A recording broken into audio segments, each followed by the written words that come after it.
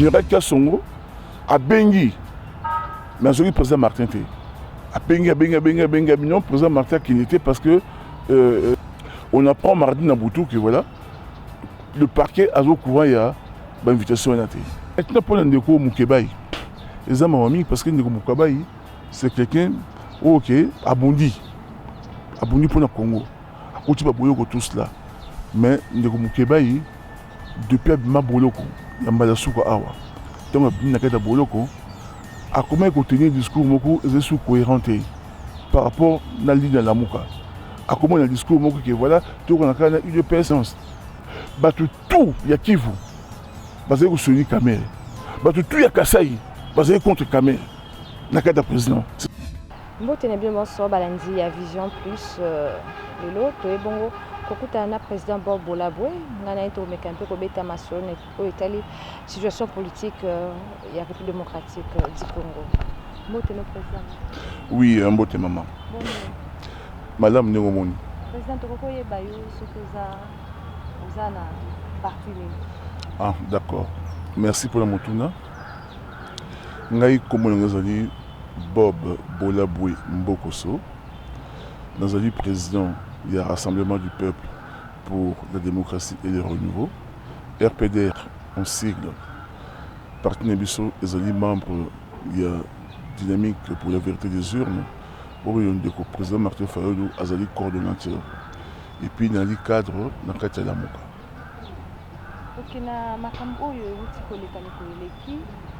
O etali bongo invitation o batindela ki président Martin Fayulu.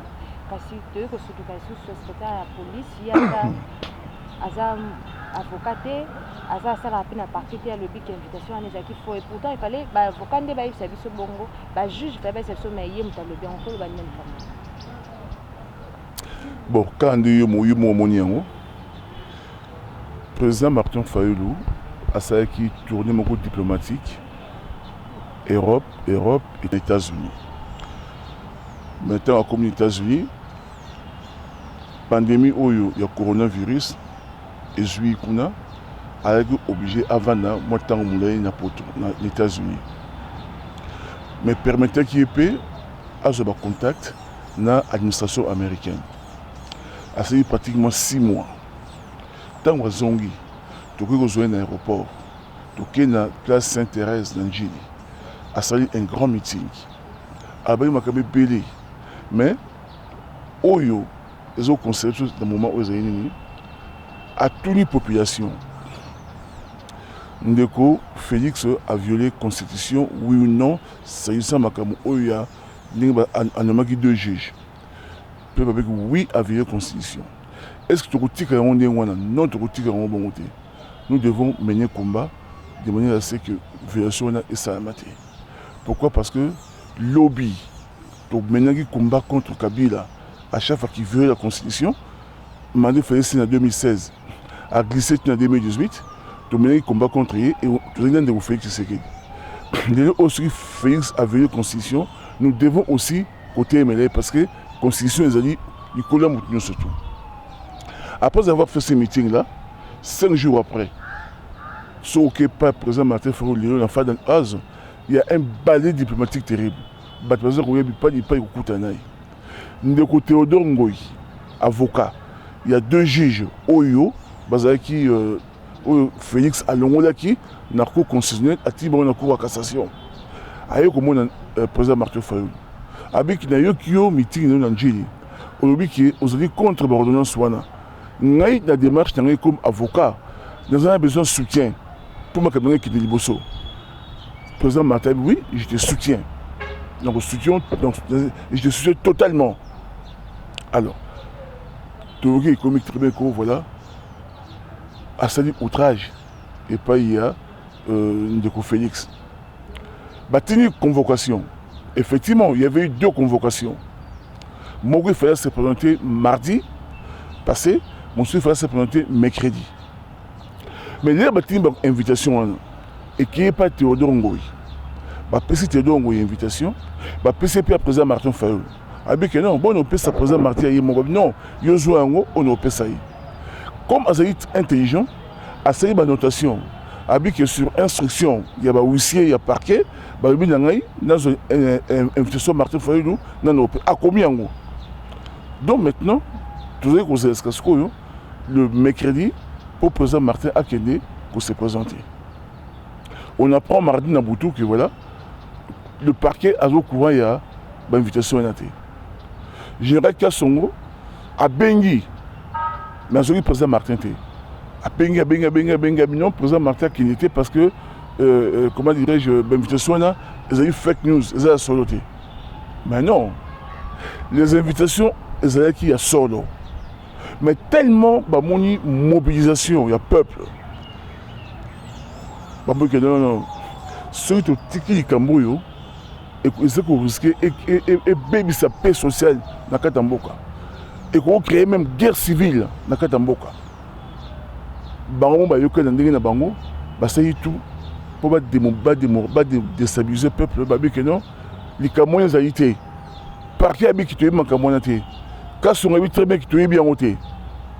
Mais, na ton on a mercredi. Nos avocats comme un procureur, nos soldats procureurs. Effectivement, il y avait des invitations. Mais mon procureur était à taille, il n'y avait rien de consistant. Il y a un au parquet est bien monté, si parquet est baqué. Mais une fois de plus, et moi je sais très bien que le président Martin, le président élu, a dit n'importe qui au sacanalité. Bon, il va humilier. Mais à part humiliation, il y a un autre message au Bambatindi. Balni battu autour du président Martin. Nous sommes sur nos bois. Ce qui coûte le président Martin a été convoqué pour un outrage. Et puis il y a Félix. Bon, Bisso, on peut nous arrêter. Pour Tobanga, ils ont une sorte d'intimidation. Ils voulaient intimider et comment dirais-je, battre les bonus, au thème de la Constitution. Mais je pense que Babeti Moupanzi est simité. Mais les démarches, on a monité selon la Constitution, ceux qui veulent la facture. On était selon la Constitution, on a tambo mambazon, ensuite tambo mambazon, des fois toujours c'est sous Kabila. Et pourtant, ils ont appelé ça Kabila qui. Au moins, ils m'ont tout là, Zali Boui. Lelo Ndeko, Félix a violé la Constitution de la ligne. Touti est tranquille pour nous bang la tamu mwamba. A passé à cette élection parce que sur par exemple Félix tamu mwamba comme président Sénat. À 3 mois, 90 jours sur le comité, 4 mois pour cette élection. Mais notre problème c'est quoi? Tout la question à battuté. Tout la question à principe. Lorsqu'on viole la Constitution, le peuple, surtout quand le président Martin Fayulu, tout le peuple doit se lever pour condamner un mot. Celui de Oyo, et celui qui, en violant la Constitution, Félix a destitué, il sera destitué. Et c'est que je sais que Tobanga Tamou Mwamba. Mais Tobanga Tamou Mwamba, pourquoi Tamou Mwamba et Félix? Ils ont travaillé ensemble. Tamou Mwamba, ou bien FCC Bangona Cash, ils ont dirigé Mboka Oyo. Mais c'est Tobanga, comment dirait-il qu'on destitue Félix pour Tamou Mwamba? Non. Où est-ce qu'ils ont banque s'est battu? Il va faire quoi? Parce que non, c'est bon, on Félix, FCC n'a qu'à pouvoir de l'eau. FCC a un premier ministre, il a 43 ministres, il a un gouverneur partout, il a un parlement, il a un Sénat, il a un Assemblée nationale. FCC est au pouvoir. La banque ça va tout. Celui où est que Félix, allons, on va destituer et que le président Sénat a un intérim pour 3 ou 4 mois. Ce qui est constitué, c'est une des mois, tu peux appliquer en haut. En le faisant, tu peux mettre FCCT. Le Kouta. Ou on va faire passer le message. Non. Tant que tout ça qui marche contre Ronsard Malonda, parce qu'on a très bien le Oyo, ceux qui ont dit Kabila a gagné l'élection en 2006, en 2011, en 2018, parce que Azali n'a pas connu un CENI constitutionnel. Ceux qui ont un CNIT, une cour constitutionnalité, depuis 2006. Alors là maintenant, il y a Félix Bana Bitumba. Nous avons contrôlé le CENI, nous avons contrôlé le cour constitutionnel pour battre l'élection européenne. Il y a un moment qui de Kabila, il faut Ronsa Malonda à la présidence CENI. Pour ce que la présidence CENI a garanti que va tricher. Il y a un moment qui Félix Azobunda, dans le niveau cour constitutionnel, a tiré même en violant la Constitution. bon biso batala mongo to ali wapi mboka ngosaka ya bango oyo azwi cour constitutionnel oyo azwi seni ba préparer ba élection ba tricher non tokotika yango te tokotelemaka yango. Alors je disais que dans le cercle manifestation contre CENI, contre Malonda, UDPS passe à manifestation. Babagni, oh, UDPS, on a la mouka, commune se rapprocher. Non, tu se rapprocher, parce que tu coûtes rien dans l'action. Nous avons mener action pour défendre la Constitution. Et que le FCC défendre la Constitution, tu coûtes rien, mais tu sais rien à c'est au niveau des principes. Donc, voilà, pour Banque Sabatouté, que à ce moment Félix, au pouvoir, président Sénat, donc FCC. Non, tu vas pas monter.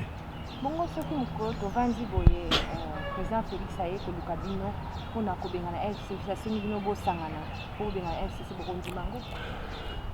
la question n'est pas là. La question est de ça fait maintenant 1 an, je dis bien 1 an, président Martin Fayoulou, dans le cadre du combat pour la vérité des urnes, a tiré dans Messa le plan de sortie de crise. Abi, pour qu'il faut qu'il y ait des nouvelles élections. Mais avant qu'il y ait tout ça, la réforme. Il y a CENI, il y a cour constitutionnelle, il y a bonne gouvernance, tout ça, là, on surtout. Babenga qui est rêveur. Oh, il rêve. Mais aujourd'hui, tout le monde, je dis bien que tout le monde parle de réforme. On doit faire des réformes. Sauf que, Bissot, on voit très bien que ces réformes doivent se faire. Il bande à Parlement, donc extra-parlementaire, alors que, bande comme Soussou, notamment le FCC, na Kachouana, Balingi et Sahama, na Kacha Parlement. Sachant que ce Parlement, c'est un Parlement fabriqué, ou que la majorité, ils vont risquer de faire n'importe quoi. Aux Rwanda. Mais sur les Oyo, tu me dis, tu kende, na Messa, tu vas autour d'une table. Tout discuter en rapport à la réforme. Tout discuter. Le problème, c'est que ça a Félix, non. Le problème, c'est très bien que nous avons un lobby sur lequel ma ami, et ma ami est propre. Moi, il a été comme en 2003, en 2006, en 2011, en 2018. Ça, c'est notre combat. Et ça, que je te dis, Félix a débauché, tout ça, non. Tu as bien un bango, mais il faut qu'il y ait une élection à Sika. Voilà.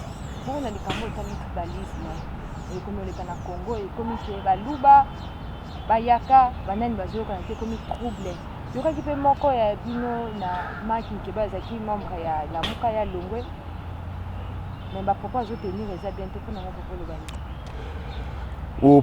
Au tout limite, tu balai. En rapport na tribalisme. Moni, Nazoba Awa, dans la botte de Nagisasa, la botte de Nangirunir. Président Martin a botte de Nagisasa, botte de Nanjidi. Biso lié dans l'air na biso au vandaka awa en face de Mongala na Mupanzi Moluba kuna mu Congo bana kisasa tribalisme to yebi yangote. Président Martin Fayoulou a yebi tribalisme te parce que to mesna ko vani sika moko batu ba yebi so ma tribalisme batu o ba utimboka nazo critiquer bangote parce que poni batu utimboka ba mesna ko vana bango na bango ba munora moko bango na bango soti so ba mo pa moko ye et comme vous gênez bango. Non.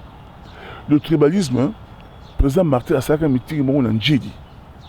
Arbitre que nous devons tout aimer là démon le tribalisme. Et c'est quoi que kabola mboko na biso. Donc le tribalisme est allé normalement bateau balina complexe. Nous devons côté aimer là parce que sur beaucoup de tribalisme na kata mboka, beaucoup qui n'ont pas ça là. Beaucoup qui vers guerre civile. Donc, nous devons, ceux qui sont tribalistes, même la Kati, il y a des salons, il y a des dynamique pour la vérité des ordres. Tout le monde a Louba Nakati, tout le monde a Congo Nakati, tout le monde a Soyi Nakati, tout le monde a Douce Nakati. Mais c'est ça le Congo.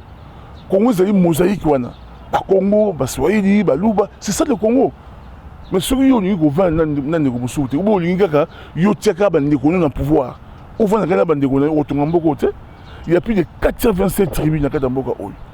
Si on peut ça avantage qu'il y a une tribu Moko.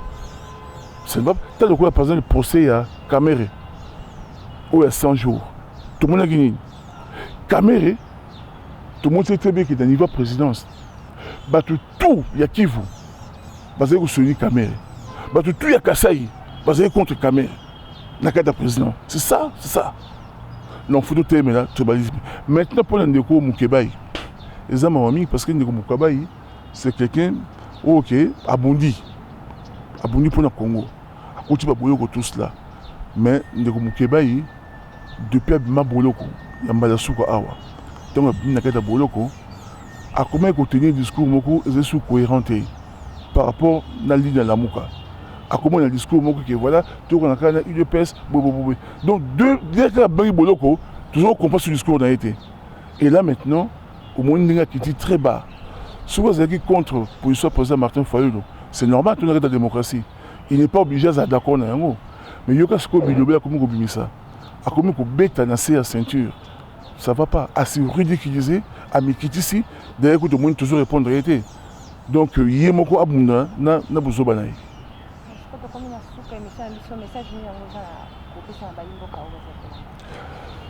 le message est très simple. Comment on a vu ça? Dans la superficie, il y a 2 345 000 m². Notre superficie. Ce qui te sert l'attention, c'est que est 1 million ou bien 2 millions. Une autre partie, Rwanda a joué, Ouganda a joué, Zambie a joué, République centrafricaine a joué, Angola a joué. Parce que les gens ont souffert d'un leadership. Il n'y a pas vraiment un leadership fort dans le cadre de la mission. Les gens ont souffert, il y a Katima Moussouinaye, tout cela. Le Congo est aujourd'hui menacé. Menacé comme jamais. Surtout dans la partie Est. Processus de balkanisation. Parce que le Kabulé est un peu comme ça. Et banni de l'autre. Et banni depuis 1960, tant que j'ai indépendance. Bamine, c'est Katanga, comment qui était indépendant avec Tchombe. Même Kabulé, Katanga dans le Congo. Heureusement, le monde a été mené. Mais aujourd'hui, le projet est qu'une partie à Congo, dans l'Est à Congo, et qui est dans Rwanda. Mais avec la complicité, il y a des choses qui sont en il y a un moment pour nous, l'Est, la guerre ici, la raté. Il y a des choses qui sont en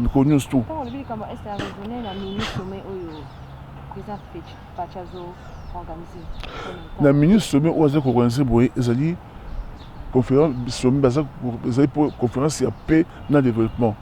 Il n'y aura jamais paix, il n'y aura jamais développement dans beaucoup de et particulièrement pour l'Est tant que Batu Oyo basé Sikawana basé la volonté il y a au Kabunambo. Tu ne peux pas t'associer dans Batu Oyo basé besoin de Kabunambo. Au Ouganda nous doit plus de 10 milliards de dollars. Au Kenya au Rwanda toutes les rébellions soi-disant toujours connaître dans beaucoup 1-23 CNDP et où tu as en Rwanda. Rwanda c'est beaucoup comme au basé na minimum ko ya coltan te na mabeli na bango. Ba commence à être producteur à coltan et où tu as pas na biso. Non mais produire seulement que au bazo sala wana c'est un coup de pied dans l'eau. Et ko simbakate parce que bozo sangana ba tout bazan besoin justement pesalate développer za na kata Congo. Oui on a 9 voisins. C'est comme si tous les 2 voisins mon côté ligne pays de ce téléma parce que ce Congo est télémi. C'est toute l'Afrique et au téléma francophone à l'oba. Donc le pousse à baboué. Ban ya Congo faut pas téléma. Ba téléma la processus de balkanisation. Parce que moi le quoi est bon rêve bon non. Au moins enfin pour on avant de rappeler dans poto. Dans poto il y a bisio, ban na poto ba téléma likambo oyo. Ça fait maintenant 20 ans tout na kata bitumba oyo balkanisation. Au bi ki musique bete masu na poto te à cause de ma balkanisation oyo. Bangiba kabola une partie ya mbok na biso kende. Donc Congo est au très sous Congo comme Congo amputé d'une partie à Congo et au sous Congo. Il y aura un ambassadeur, il y a Rwanda Azako Baawa. Azako nié Koutou, génocide, Azako nié massacre, au le Sam avant d'être un peu tranquille. Dernièrement, ban école primaire 5 massacrés. Pas un mot de condoléance, il y a gouvernement, rien. On se pose la question, qu'est-ce qui se passe là-bas? Tant que Bundaka pour une rupture, on voulait en même temps que Kuna S qui me compte. Non, ça fait 2 ans depuis que au bazar pouvoir bazar diriger les gens au côté. Batma Koufa Kam Konyosu. Mais ton souka wapi. Oui, bata S, comment on se posait que ce soit comment Congo il y Bango. Soit ça dans Congo. Bazar ko tu prends ba Kenya Bango, babanga skoni. so bakoti na Rwanda bakoma esclave ba Rwandais. Mais ça quand même conscient que Congo mboka na bango zobundela bango te. Heureusement bandeko mai o bazali kuna batei baza kobunda.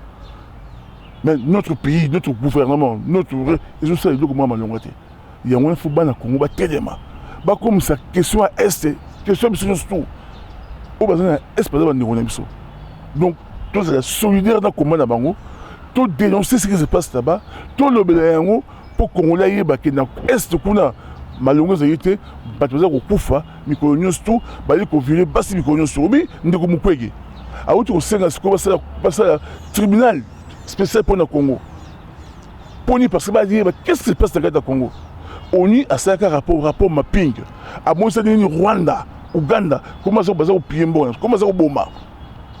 Mais ceux qui ont le bien, mais c'est pas bon Mukwege. Mais à Congo le Congo. Ça m'a mis de ban Congo. Nous avons ban à Congo. Oui, très bien que notre pays est vraiment menacé comme jamais. Donc, bakoko batike somoka oyo ezali tokutia ngo na frontière nango ya 2 345 000 km².